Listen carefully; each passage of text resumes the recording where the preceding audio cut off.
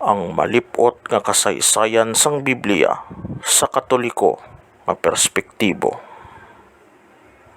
Si Santo Papa San Damaso nahauna o si Pope Saint Damasus I ag nagmando pinaagi sa Konseho sang Roma o Council of Rome sadtong tuig 382 o year 382 nga nagdeterminar sang kanon o listahan sang balaan nga kasulatan.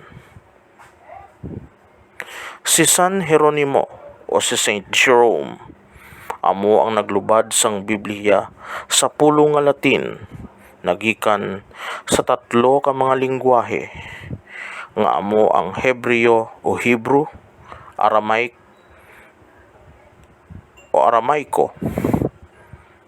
Griego o Greek, kag ang iya ginlubad gintawag Latina Vulgata o Latin Vulgate. Si Santo Papa San Ciricio o si Pope Saint Ciricius ang nagtawag sa ginbuhat o kung ginlubad ni San Jeronimo nga Biblia.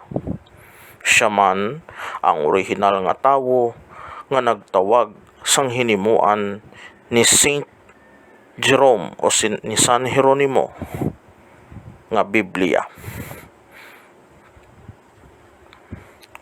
Si Arsobispo Esteban Langton o kon si Archbishop Stephen Langton kag si Cardinal Hugo de Caro amo ang nagbutang sa mga kapitulo o chapters kag bersikulo o kon verses sa Biblia.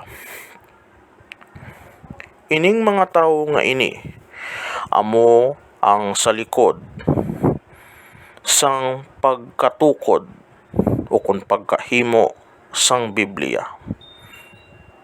Ang Biblia amo ang produkto sang simbahan Katolika kag siya ang may orihinal kag otoridad sa pag-interpretar sini suno sa kasaysayan kag sa balaan nga tradisyon.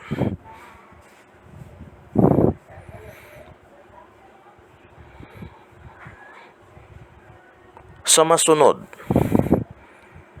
naton nga episode diri sa aton nga YouTube channel, ang Hiligaynon Catholic Reading Bible, aton pagatun-an kung ano bala ang Biblia kag ang mga kaundan niya sini antes kita magsugod sa pagbasa sang nahauna nga libro sini nga amo ang Genesis. Madamo gid nga salamat.